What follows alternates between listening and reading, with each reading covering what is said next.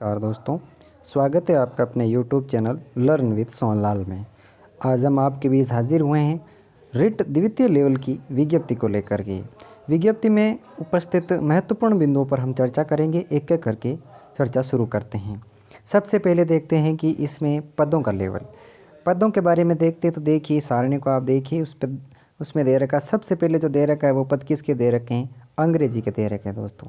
अंग्रेजी में देखिए, अंग्रेजी में कुल पोस्टें कितनी है, 4330 सामान्य की है और ये विशेष शिक्षा की जोड़ने पर कुल आती है 4425 पोस्टें। 4425 पोस्ट 25 ये हो गई।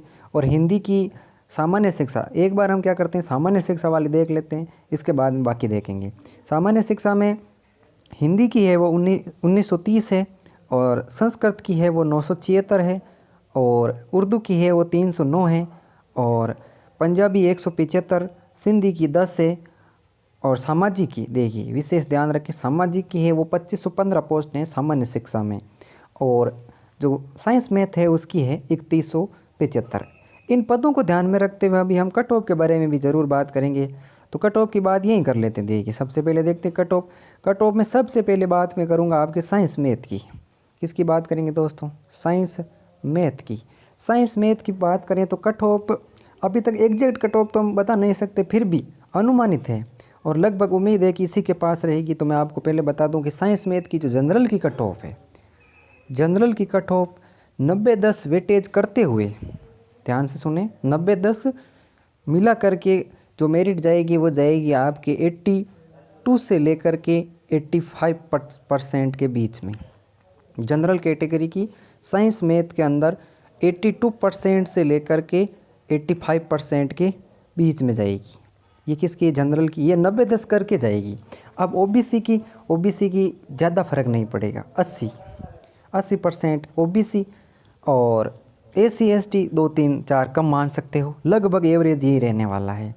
अब देखते हैं इंग्लिश की, क्योंकि इंग्लिश की पोस्टें भी काफ़ी है। तो बात अगर करें इंग्लिश की, तो इंग्लिश में देखिए पोस्टों के हिसाब से देखते हैं और अभी एडिशनल वालों का भी बात करनी है कि एडिशनल वाले शामिल है कि नहीं है। तो मेरे हिसाब से, मैंने जितना विज्ञप्ति का अध्ययन किया है, मुझे लग रहा है कि इस बार एडिशनल वाले शामिल नहीं होंगे, क्योंकि 2018 की जो भर्ती थी उसमें जो विज्ञप्ति थी उसमें स्पष्ट लिखा हुआ था कि अंग्रेजी के जो से है उसमें एडिशनल शामिल होंगे, लेकिन इसमें एक बिंदु दे रखा है जिसमें एडिशनल का कोई जिक्र नहीं किया गया है। तो इसको ध्यान में रखते हुए हम ये बात कह सकते हैं कि एडिशनल वालों को इस बार शामिल नहीं करेंगे। अगर एडिशनल वाले शामिल नहीं होते हैं तो मैं आपको कट ऑफ बताता हूँ जनरल की। एडिशनल वाले अगर शामिल नहीं होते हैं तो जनरल की जो कट ऑफ है वो जाएगी आपके, अधिकतम बता रहा हूँ 80%। 80% से कम मतलब कितनी भी हो सकती है, 78 भी हो सकती है, 76, या अधिकतम 80%। और इसी को देख लीजिए, अब जनरल ओबीसी कर लीजिए, मतलब ज़्यादा से ज़्यादा बता रहा हूँ 80%, 90-10 करके, और न्यूनतम जाएगी 75, यानी 75 और 80% के बीच में रहेगी। बात करते हैं एसएसटी की। एसएसटी के अंदर देखते हैं तो एसएसटी की जो कट ऑफ है वो रहेगी आपके लगभग साइंस मैथ के बराबर में। एसएसटी की जो कट ऑफ रहेगी वो क्या रहेगी, लगभग साइंस मैथ के बराबर रहेगी, 1-2% इधर उधर रहेगी, क्योंकि इसमें जो हिंदी के पोस्टें कम दे रखी है और एसएस की पोस्टें भी कम हैं। तो आप इसे मान कर चलिए कि अगर आपके 90-10 के हिसाब से जनरल में अगर 80% हो रहे हैं या 81% हो रहे हैं तो आप जनरल कैटेगरी के अंदर सेलेक्ट है। ओबीसी लगभग 1-2% कम कर लीजिए, ज़्यादा भी नहीं, 1% मुश्किल से, या 2%। और एसटी एसी वाले अपने हिसाब से देख लीजिए। ये तो कट ऑफ की बात हो गई। अब इसके कुछ महत्वपूर्ण बिंदुओं की चर्चा करते हैं। महत्वपूर्ण बिंदु ये है कि इसके अंदर जो ऑनलाइन आवेदन है वो 10 जनवरी से लेकर के 9 फरवरी के बीच में मांगे गए हैं, ये आप ध्यान रखें, दोनों डेट। इसी के साथ में न्यूनतम अंक दे रखें क्वालिफ़िकेशन के, नॉर्मल 60% बताया गया है, ईडब्ल्यूएस के लिए 55 है और महिला भूतपूर्व सैनिक 50%, निःशक्त श्रेणी ये हो गए आपके 50% और शहरी आदिम जाति वर्ग के लिए 36%, यानी एससी एसटी ओबीसी ईडब्ल्यूएस के लिए 55% और जो सामान्य वर्ग है उसके लिए 60%।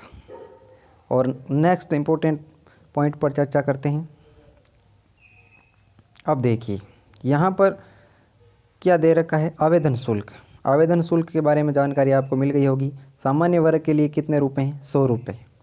बाकी 70 रुपये SC ST OBC के लिए 60 रुपये नॉर्मल फीस है, इसका कोई विशेष नहीं है। आवेदन की प्रक्रिया कहाँ से? SSO ID के माध्यम से आप ई-मित्र से भर सकते हैं। आवेदन के शुल्क और उसमें 30 रुपये अधिक, उसके सुविधा के हिसाब से 100 रुपये जो भी लगते हैं उससे कोई नहीं है। और इसमें देखते हैं महत्वपूर्ण चयन प्रक्रिया। अब देखिए ये बातें जो आपको मेरे को बतानी थी महत्वपूर्ण है, वो क्या है देखो।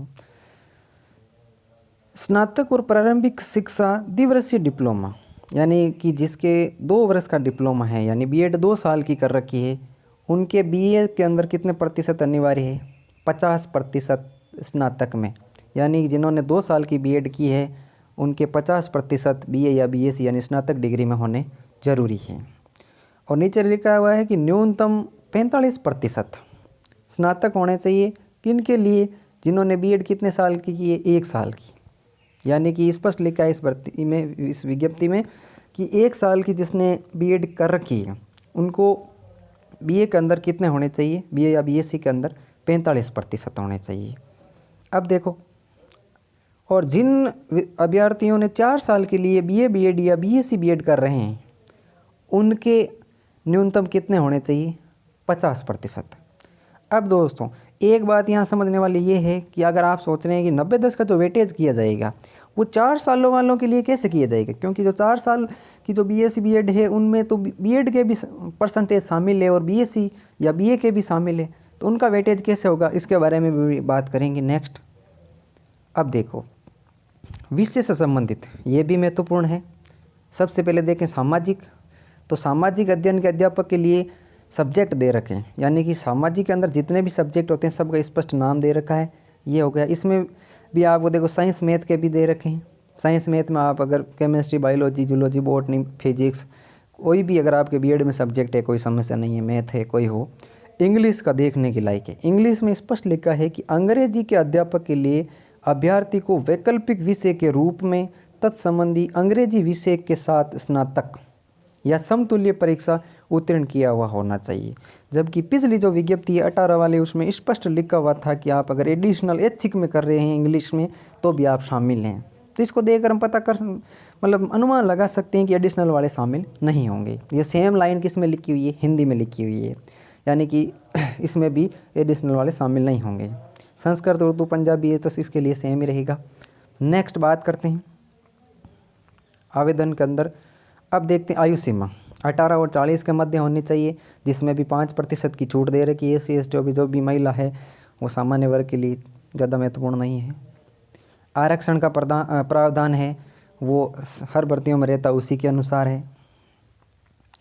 और नेक्स्ट बात करते हैं भूतपूर्व सैनिक। इसमें भी कोई काम की चीज़ नहीं लग रही मेरे। उत्कर्ष खिलाड़ी विशेष कोटे वाले हैं, 2% होगा। स्पष्ट लिखा देखो। कुल रिक्तियों का कितना प्रतिशत होगा? 2%। और जो भूतपूर्व सैनिक है उनका कोटा कितना प्रतिशत है वो भी बात देख लेते हैं। ये देखिए जो भूतपूर्व सैनिक है उनका कोटा कितना है? 12.5%, यानी कि 12.5% पर इनके लिए आरक्षित है। खेल कोटे के लिए 2% पद आरक्षित है। नेक्स्ट बात करते हैं उत्कर्ष खिलाड़ी हो गई। यहाँ पर टूर्नामेंटों के भी नाम दे रखे हैं।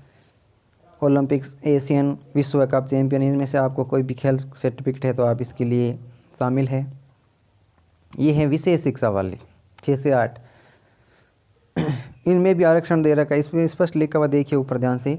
इसमें लिखा है कि अध्यापक लेवल द्वितीय सभी विषय सामान्य शिक्षा। अब ये सामान्य शिक्षा में भी इसको क्या दे रखे हैं? आरक्षण दे रखा है इनको। 1% दृष्टि के लिए बाधित के लिए, श्रवण बाधित 1%, यानी कि सभी में 1% आरक्षण दे होगा। नेक्स्ट बात करते हैं महिला अभ्यर्थियों के लिए प्रावधान। और इसी के आगे देखते हैं प्रमाण पत्र के संबंध में प्रावधान। तो अभ्यर्थी को वर्ग विशेष हेतु आरक्षित पदों का लाभ तभी देगा जब उनके मूल दस्तावेजों की जांच के अनुसार पात्र होंगे। अगर आप SC ST से बिलोंग करते हैं तो आपको उसके लिए विशेष देना पड़ेगा, नहीं तो आप उसके अंदर शामिल नहीं हो पाओगे। अगली बात करते हैं नेक्स्ट चयन प्रक्रिया। चयन प्रक्रिया महत्वपूर्ण है। किस प्रकार चयन होगा वो देखना जरूरी है। चयन प्रक्रिया में लिखा है कि राज्य सरकार के आदेशांक के अनुसार प्रावधान दे रखे हैं उसमें जो महत्वपूर्ण बिंदु है वो बिंदु नंबर 2 है। नंबर 2 में क्या लिखा हुआ है कि अध्यापक लेवल द्वितीय के पद हेतु राजस्थान पात्रता परीक्षा 2021 के कुल प्राप्तांकों का 90% और स्नातक परीक्षा के लिए कुल 10%, यानी 90-10 का वेटेज रहेगा। इसमें कोई समस्या नहीं है। महत्वपूर्ण बात यह है कि जिन्होंने BSc BEd 4 साल वाली कर रखी है साथ में, उनका क्या होगा।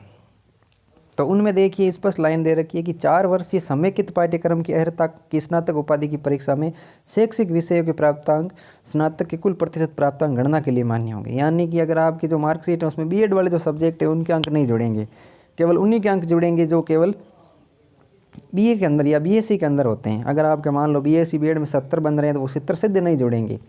उसके लिए आपको अलग से गणना होगी। कैसे, जो सब्जेक्ट BA या BSc में होंगे उन्हीं को नंबर जोड़े जाएंगे। पॉइंट नंबर 4 में क्या दे रखा है कि इनके जो कुल विद्यार्थी हो गए उनके 2 गुना की शॉर्ट लिस्टेड जारी करेगी इस बार, यानी कि एक बार 2 गुना की कट ऑफ आएगी। 2 गुना की कट ऑफ आने के बाद में उनको सत्यापन के लिए बुलाया जाएगा, फिर अंतिम शॉर्टेड लिस्ट फिर जारी की जाएगी। ये थी आज के लिए इतनी महत्वपूर्ण जानकारी।